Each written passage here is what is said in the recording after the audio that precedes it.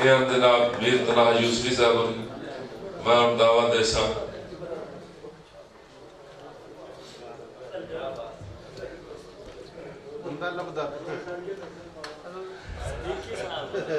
तुम मदद भी एक फरमाइश है ना दिया नौकरी भी करनी है हिक से ते चुम्मल गुजारी नहीं रुत्ता नाल भवालियां लईयां कुछ सांगे सच दे सांगे हम ते कुछ बुल भाई वालियां लईयां अखियां दे अंजम तार चनाए जिन्ना कान जगालियां लईयां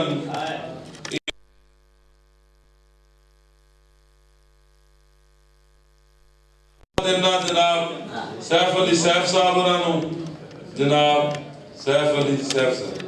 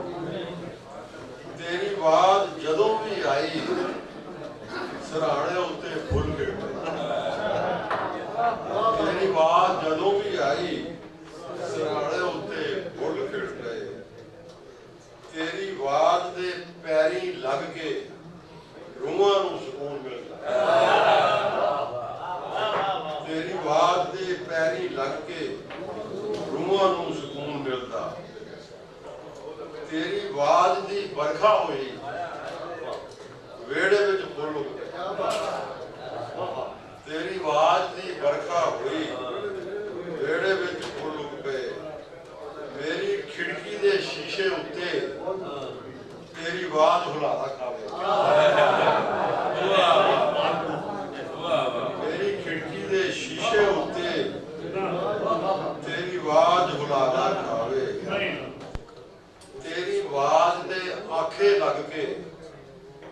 ਜੋਗੀਆਂ ਨੇ ਕੰਨ ਬਿੰਨ ਲਏ। ਤੇਰੀ ਆਵਾਜ਼ ਦੇ ਆਖੇ ਲੱਗ ਕੇ ਜੋਗੀਆਂ ਨੇ ਕੰਨ ਬਿੰਨ ਲਏ।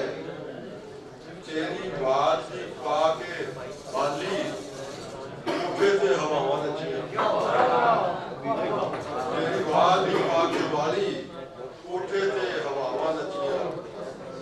ਕੱਲ ਰਾਤ ਦੇ ਪਿਛਲੇ ਪਹਿਰੀ ਤੇਰੀ ਆਵਾਜ਼ ਦਾ ਲਾਮੂ ਚੜਿਆ। ਕੱਲ ਰਾਤ ਦੇ ਪਿਛਲੇ ਪਹਿਰੀ ਤੇਰੀ ਆਵਾਜ਼ ਦਾ ਲਾਮੂ ਚੜਿਆ।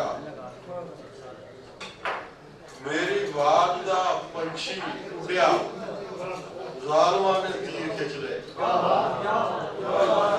ਆਵਾਜ਼ ਦਾ ਪੰਛੀ ਉੱਡਿਆ, ਜ਼ਾਲਮਾਂ ਨੇ ਤੀਰ ਖਿੱਚ ਲਏ।